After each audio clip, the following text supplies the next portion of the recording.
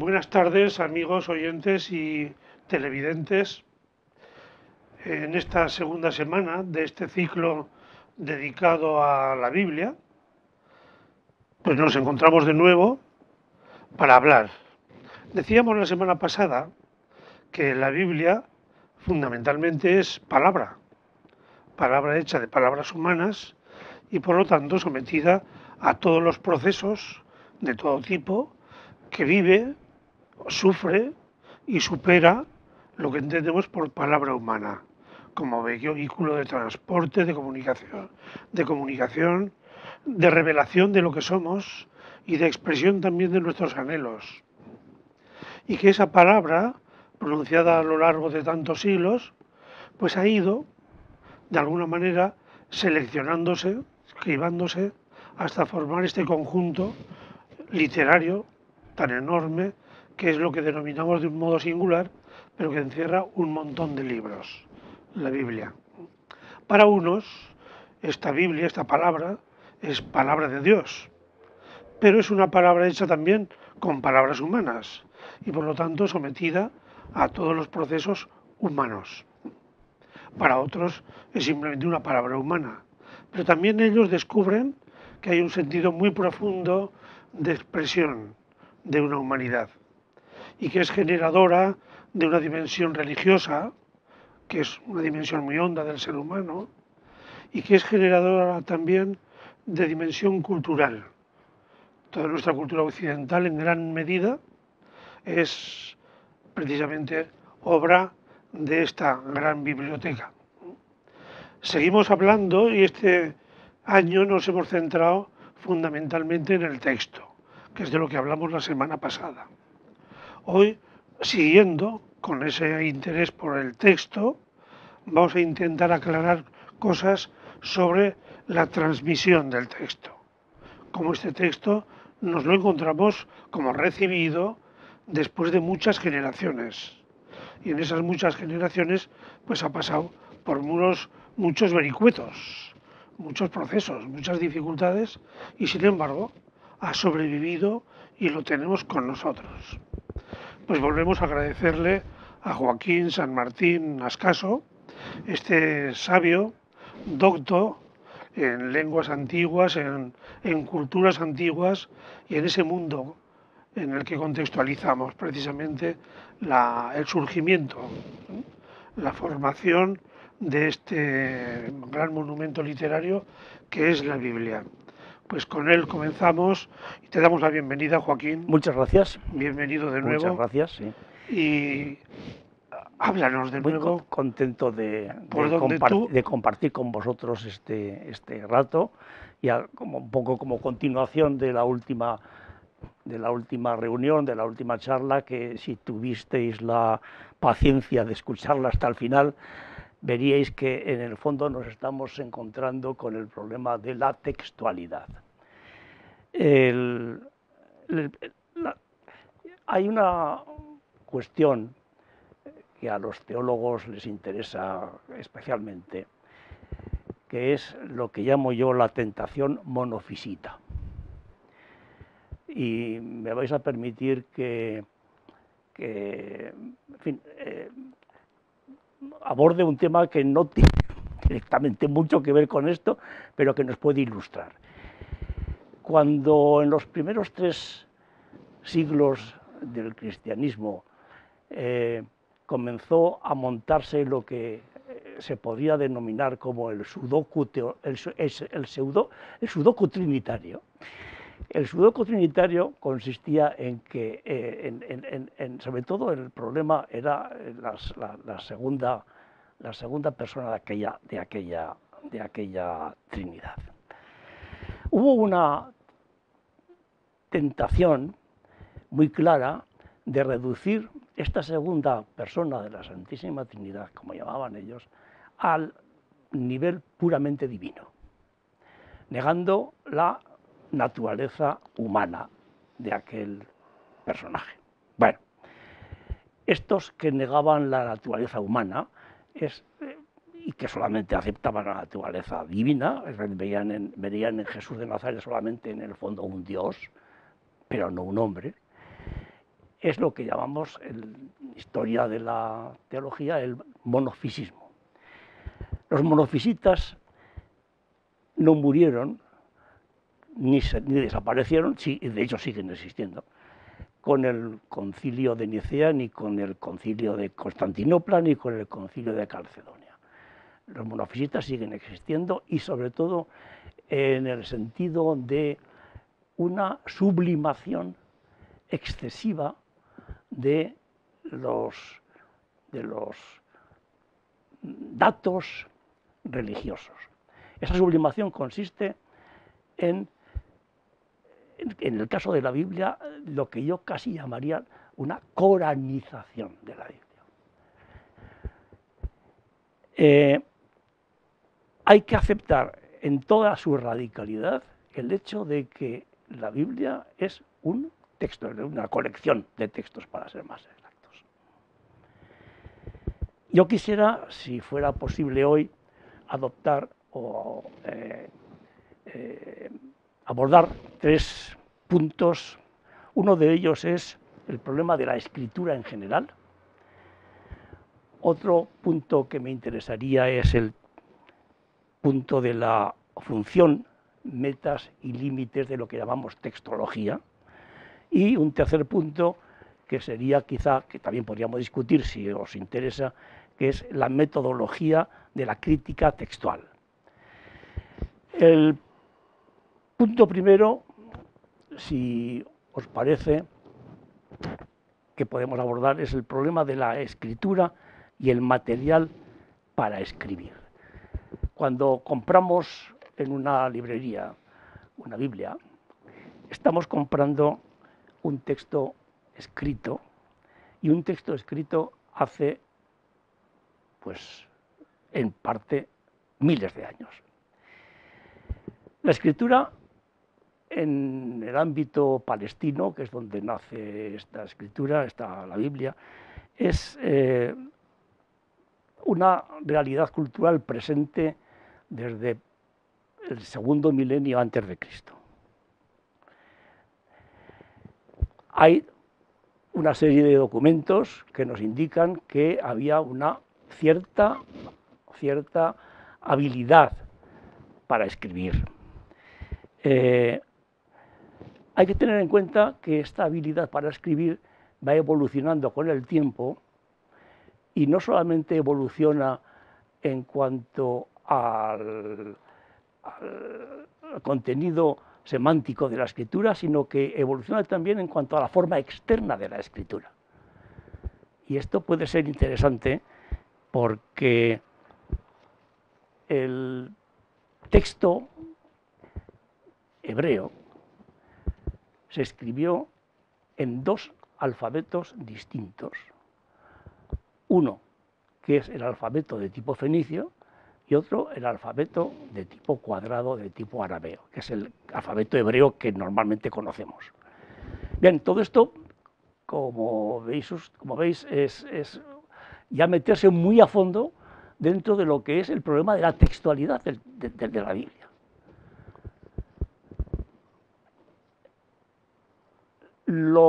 El cambio que hay entre las escrituras de tipo fenicio y el texto escrito en letra cuadrada es un cambio que se realiza aproximadamente en torno al siglo III a.C. Todos los textos que se escribieron anteriormente al siglo III a.C., siglo IV a.C., están escritos en escritura fenicio-cananea, que es las letras, el valor es el mismo, pero la forma es distinta. La forma es distinta y esto se ve, por ejemplo, cuando en el Evangelio dice Jesús de Nazaret, se cumplirá toda la ley y no dejará de cumplirse ni siquiera una yot.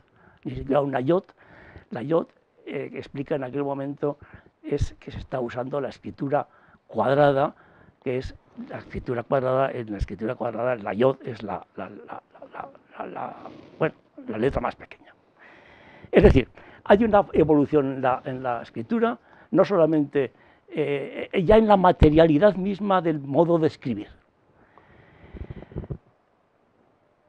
El material de estos primeros textos en el que se escribe es muy variado. Se escribe en cobre, y de hecho en Qumran tenemos el rollo de cobre. Se escribe en cuero, se escribe en papiro y se escribe también, al parecer, en piedra. Pero cada uno de estos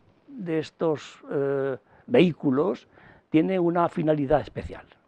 Y por esto también conviene tener en cuenta en qué material está escrito. Por ejemplo, los rollos de la Torá, o sea, de la ley, que actualmente se pueden contemplar en las sinagogas, son rollos escritos en cuero, no escritos en papiro ni escritos en papel, lo cual quiere decir que hay un apego ya a la tradición en el modo de desarrollar el método de escritura. Y hay otro aspecto que me gustaría tratar, que es, siquiera brevemente, que es la diferencia que hay entre el volumen y el códice. Cuando nosotros compramos un libro, la Biblia, es un códice, es decir, es un libro encuadernado, en que las hojas, que originalmente son separadas, están encuadernadas todas por la parte izquierda o por la parte derecha. Esto no es el modo original de la escritura, porque lo que se usaba antiguamente era el volumen. El volumen es el rollo. Es interesante observar que en la tradición de la sinagogal todavía sigue usando los rollos y no se encuentran Biblias en las sinagogas, Biblias cultuales en forma de códice, en forma de libros, sino solamente de rollos. Quiere decir que es la forma más prístina, más antigua de conservar estos textos. Se hace escritura en volúmenes, en rollos, hasta, bueno, tenemos el caso en Qumran, por ejemplo, del manuscrito de Isaías, el rollo de Isaías de Qumran, que tiene 7,5 metros, y es un rollo. Y está el texto casi completo del texto de Isaías, el profeta Isaías. Hay un volumen también del Dodecaprofeton, de los 12 profetas, también en Qumran, también, en fin. La cultura hebrea mantiene la tradición del volumen, del rollo. El libro, es decir, el códice, es en el fondo un invento cristiano, porque el cristiano tiene la necesidad de hojear diversos pasajes a la vez. Este pasaje aquí de San Juan, el otro pasaje de Mateo, el otro pasaje de Marcos, el otro pasaje de Hechos, la carta esta, la carta tal. Y entonces es bueno tener el libro en el que se puede hojear y pasar de una parte a otra, quizá poniendo un dedo, poniendo un papelito, poniendo cosas de estas. El rollo es inmanejable. Todos los que trabajamos con ordenador sabemos que es absolutamente imposible manejar aquello porque no pasa más que una página por vez. Y entonces, en este sentido,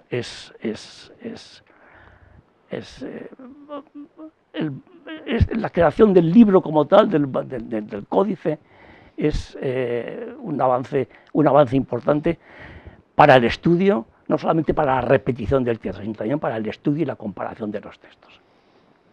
O sea que entre los materiales en los que nos ha llegado la escritura bíblica, diríamos, no solo la bíblica, ¿no?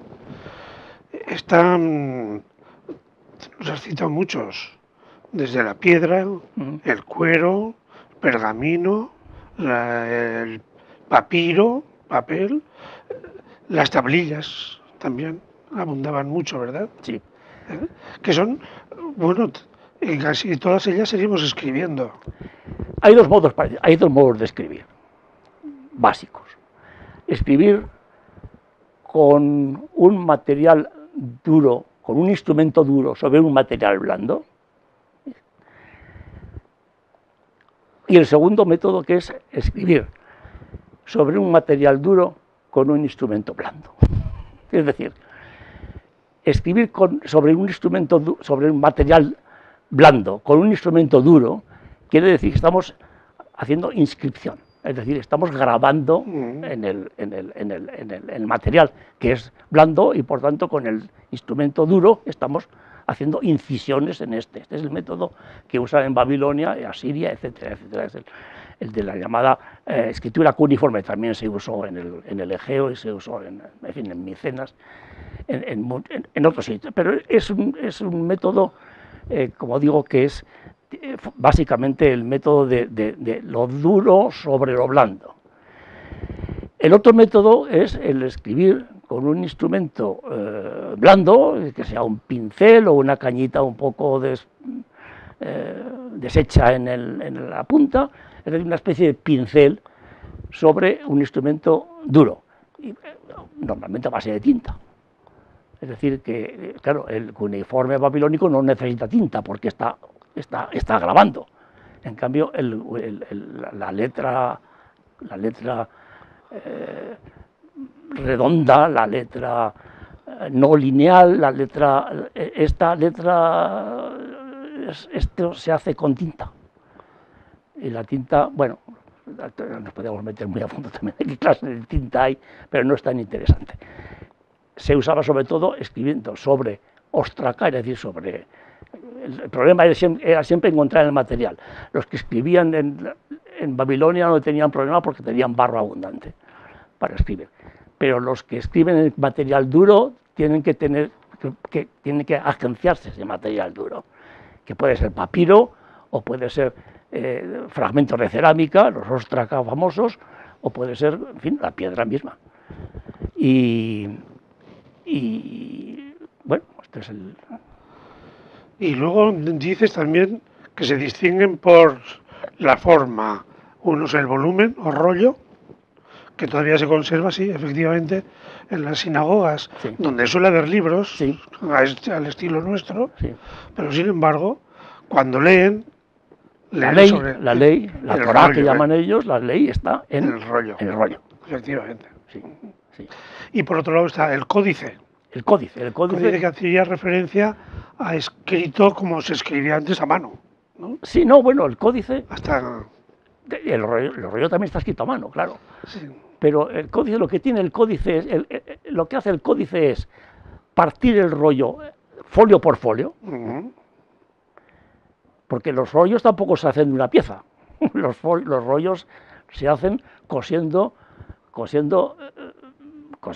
hojas, normalmente del tamaño normal actual del DIN A4, que es un tamaño que se ha conservado. Y lo que hacen, el rollo es, se van cosiendo unos con otros, ¿no? O pegando, y se hace el rollo. En cambio, el códice lo que hace es coge el rollo y lo parte, separa las hojas. Y las hojas separadas, entonces, las cose por un lado o por otro, es igual. Las cose. Y al coserlas, se crea el libro. El libro, que tiene la ventaja de que se puede hojear. En cambio, el códice no se puede hojear si no vas pasando página por página.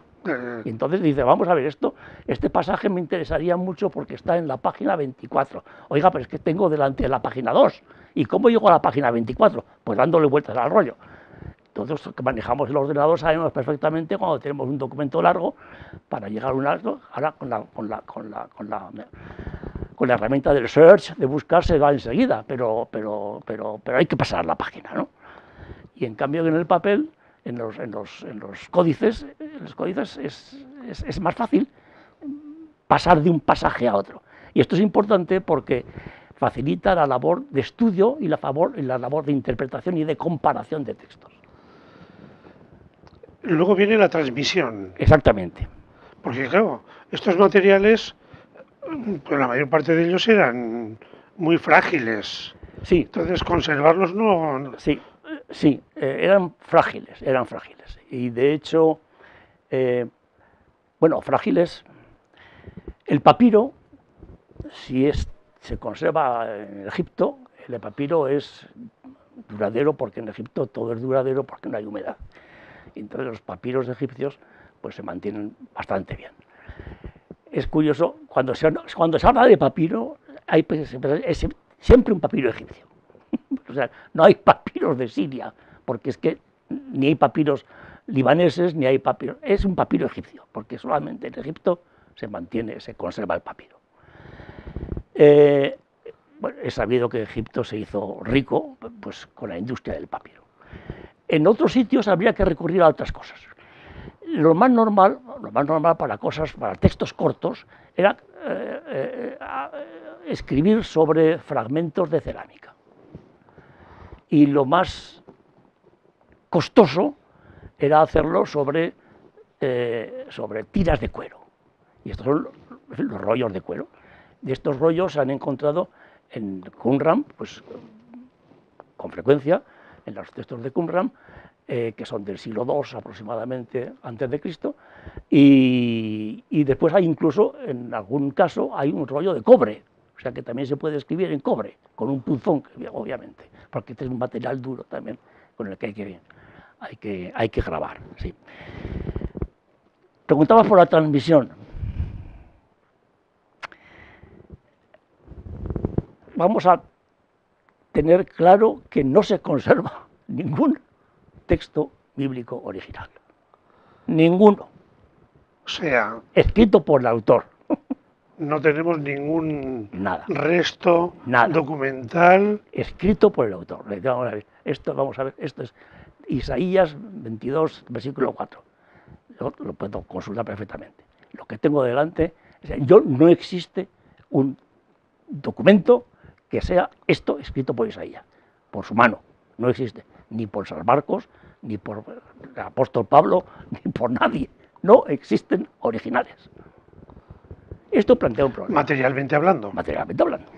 O sea, el papiro sobre el que escribió no existe. Cada autor no ha quedado ninguno. No ha quedado nada. No ha quedado nada. Entonces, claro, todo esto se plantea el problema de cómo ha llegado hasta nosotros este documento. Porque esto es un puente largo, ¿no? Hay que tener en cuenta que los textos todos tienen no solamente su historia, sino su prehistoria. Esto quizá lo veamos en otra ocasión, con más detenimiento, pero hay datos que nos confirman que parte de la documentación escrita que tenemos actualmente, y que es la que se puede adquirir en una Biblia comprada, tiene previamente a este texto, tiene una historia de tradición, de folclore, etcétera, etcétera, y todo esto hay que intentar reconstruirlo, pero esto es otro asunto. Sí, perdón, a ver si lo he entendido. Todos los textos tienen su proceso previo. Claro. Si yo, por ejemplo, quiero escribir una carta a un señor para pedirle un favor, tengo que pensarla antes para ver cómo le entro, le provoco de alguna manera un interés, sí, por afectividad, claro, por el medio que sea, sí, para que escuche o lea lo que yo le pido y me responda bien. Esto responde a lo que tratamos en la conferencia anterior que vimos, de la relación que hay entre lo que los lingüistas llaman el genotexto y el fenotexto. El genotexto no existe más que en la mente del que quiere comunicarse. Yo quiero comunicar algo y entonces empiezo a formularlo, pero todavía lo tengo, por así decir, en mi cabeza. Tengo una intención de comunicar y tengo intención de comunicar algo y lo quiero comunicar así, pero todavía no lo he comunicado. Esto es lo que se llama el genotexto. Es decir, sería un poco como el genotipo, ¿no? Exactamente. El genoma, es decir, lo que está originando y preparando para. Y otra cosa es el fenotexto. Nosotros tenemos, son fenotextos, ¿no? Estos fenotextos no han surgido como un hongo por generación espontánea, sino que son productos de genotextos. Y lo interesante, siempre cuando estudiamos un fenotexto, es llegar al genotexto, porque ahí está donde está la intención comunicadora del autor. Perdón. Entonces, cuando nos encontramos con textos tan antiguos como estos que pueden tener miles de años y nos encontramos un texto, una frase, ¿no? la crítica textual, es decir, esta metodología que utilizáis para estudiar los textos, puede llegar a los estadios previos del texto? Bueno, se intenta, claro, es lo que se llama, lo que llaman los críticos textuales o los textólogos, es la búsqueda del textus receptus, el texto recibido. El texto recibido es el que tenemos. Ahora bien, ese texto recibido, ¿hasta qué punto responde a la intención, es decir, primero al texto original y después, a través de ese texto original, a la intención del autor del texto original? Hay que tener en cuenta que hay una serie de, como el texto se ha ido transmitiendo no por fotocopia, sino por copia, ha habido una posibilidad, bueno, posibilidad no, seguridad de que ha habido corrupciones textuales. Cuando hablo de corrupciones no me estoy refiriendo a ningún tipo de corrupción moral, sino simplemente que el texto poco a poco se va cambiando y se va deteriorando. Cambios.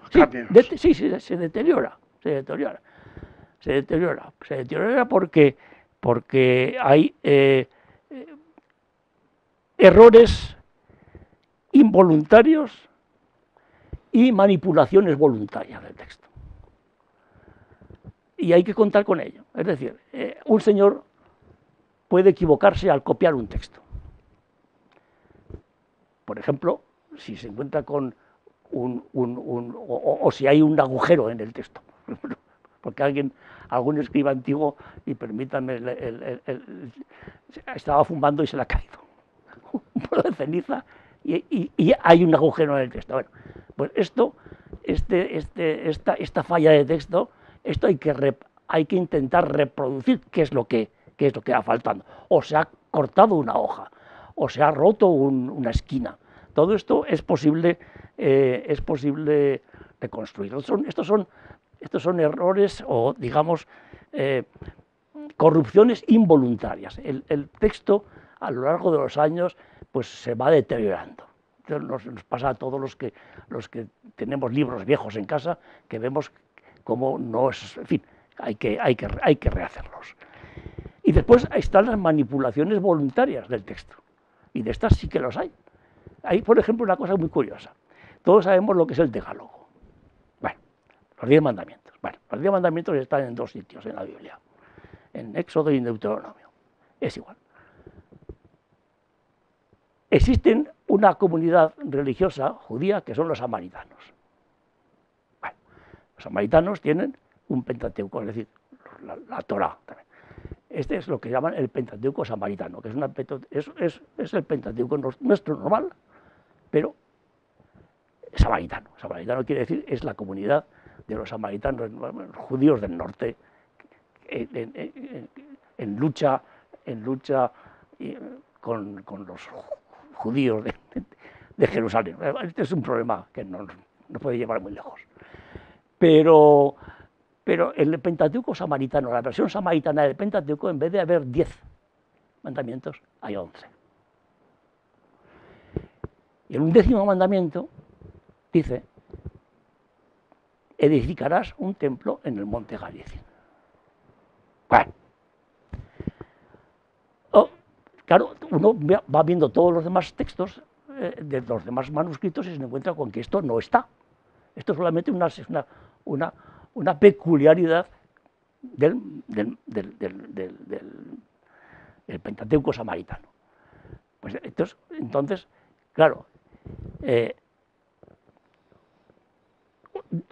2 textos distintos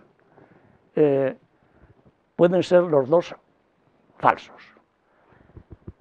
Pueden ser uno falso y uno verdadero. Lo que no pueden ser es, si son distintos, los dos auténticos. Entonces habrá que, ahí entra la crítica textual y dice, bueno, vamos a ver, ¿qué admitimos? ¿El decálogo, digamos, normal del texto hebreo tradicional o el del Pentateuco samaritano, donde hay 11 mandamientos? Vale, pues entonces seguramente la crítica textual inclinará por decir que el testimonio de la mayoría de los textos y de los más fiables es el texto de los 10 mandamientos con 10 mandamientos, porque el otro se le ve el plumero. Lo que quieren es evitar que la gente vaya a Jerusalén. Es decir, que hay errores también de este tipo. Los errores involuntarios, hay que ver cómo se reproducían los textos entonces. Se reproducían porque hoy en día se hacen fotocopias y se van imprimiendo con la impresora, hágame de esto 400 fotocopias, 400 copias, pues no hay ningún problema, se da la tecla y sale. Pero en la época previa a la imprenta, los textos se reproducían por copia o por dictado. Y claro, el que copia puede equivocarse. Pero si el que está escribiendo porque le están dictando el texto, que era una manera muy cómoda de hacer varias copias. En vez de ir una persona, cada uno con su libro copiándolo, pues había una persona delante, en el púlpito, y leía en voz alta. Entonces había abajo 40 escribas escribiendo. Bueno, entonces salían 40 copias. Si el que dicta mal, pues salen 40 errores. Si el que dicta bien, pero hay un manazas escribiendo, pues entonces de los 40, 39 estarán bien, pero hay uno que no está bien. Es decir, y todo esto se va reflejando en la historia de los manuscritos, porque de este manuscrito que está equivocado, después se hacen a su vez otras copias, y otras copias, y otras copias. Entonces se crea una familia de documentación que es lo más interesante de la crítica textual, es reconstruir precisamente estos estémata, estas familias de manuscritos. Esos árboles genealógicos del documento. Claro. Esto es interesantísimo, sí. Bueno, ¿qué motivos hay para manipular un texto? Pues hay que tener en cuenta que antes de la canonización, es decir, antes del establecimiento de los cánones bíblicos, los textos no son intocables. También hablamos, creo recordar la semana anterior, de la preeminencia del querigma sobre el texto. Es decir, los textos no están allí y a partir de los textos se saca la doctrina, sino que es al revés. Primero está la doctrina y la doctrina produce el texto, que a su vez después producirá más doctrina, etc. Pero en el principio está este logos, esta idea, este texto general. Bueno, los textos no son intocables. Entonces, en cada generación, si el texto es un texto, tiene que ser vivo y que le habla a la gente y le diga cosas, tiene que estar escrito por alguien que quiera decirle cosas a la gente, lo que le interesa a la gente. Es decir, tiene que acomodarse a las exigencias, sea de la comunidad, sea de la persona privada. Y por tanto no es un texto intocable, sino que se va acomodando de generación en generación a las circunstancias históricas, sociales, ideológicas, etcétera, etcétera. Es decir, que los textos al cambiar son testigos de la tradición. No hay que ver los cambios como una pega, como algo negativo, sino al revés. Es un modo de oler por dónde va la tradición. Y entonces estos cambios que pueden introducirse, manipulaciones voluntarias, has dicho tú, que cambian un texto, habrá que tener mucho cuidado, porque a través de eso pueden, cambiando la letra, cambiar también el sentido. Ah, claro. Por esto es importante la textología, la crítica textual. Sí, por eso es importante, sí. ¿Nos repites esos términos que nos tenemos que familiarizar con ellos? Textología y crítica textual. Bueno, la textología es, así como la biología es la ciencia, el logos de la vida, pues la textología es el logos, la ciencia del texto en general. Se usa la palabra textología en un sentido reducido también como sustituto del antiguo del antiguo término crítica textual. ¿Cuál, perdón? Como sustituto de la crítica textual, textología. Ah, Digamos que es una cosa que suena como más moderna. uh-huh. Suena como más moderna, y es más moderna porque la crítica textual es un oficio manual que consiste en ponerse delante una lista de manuscritos, ir comparando y haciendo una estadística de las variantes que hay. Entonces, la crítica textual, en este sentido, aquí termina. Es decir, hace estadísticas de lo que hay. Esto es lo que hay. Este texto dice A, el otro texto dice B, el otro texto dice C y el otro texto no dice nada. Bueno, pues esto es lo que hay. Esta es la crítica textual tradicional.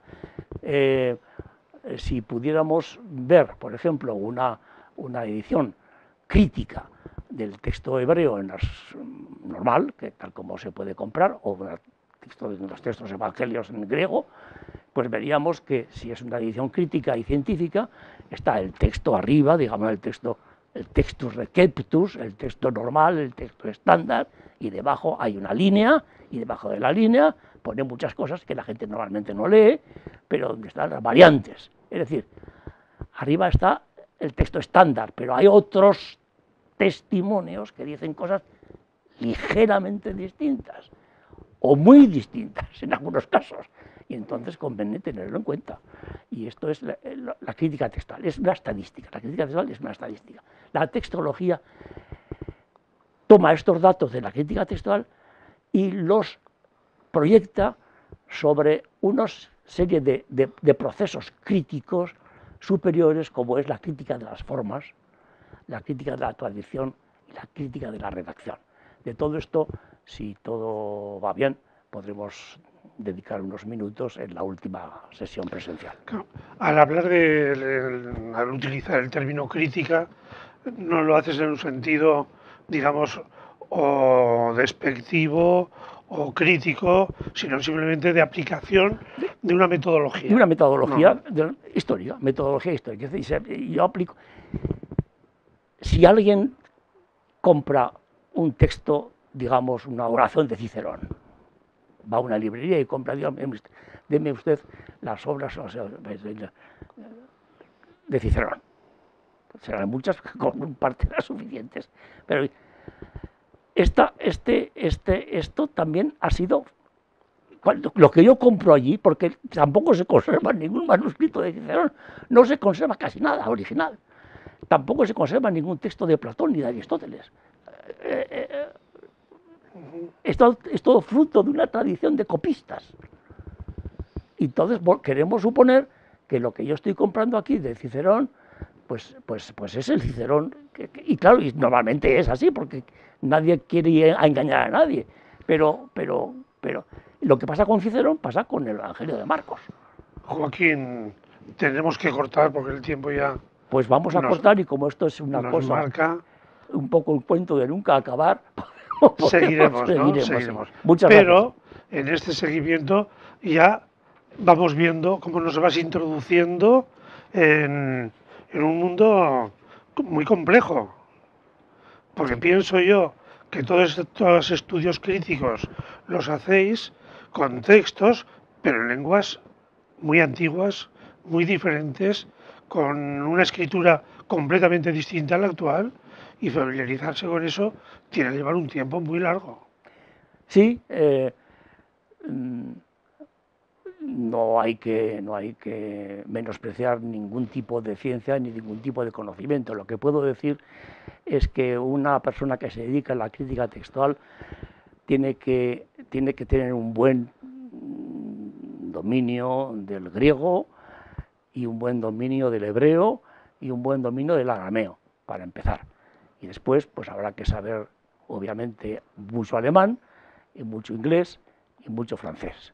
Y a partir de allí podemos empezar a trabajar.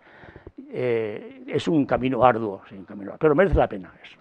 Pues estamos encantados de tenerte con nosotros, que te aprovecharemos, y hasta la próxima semana. Muchas gracias.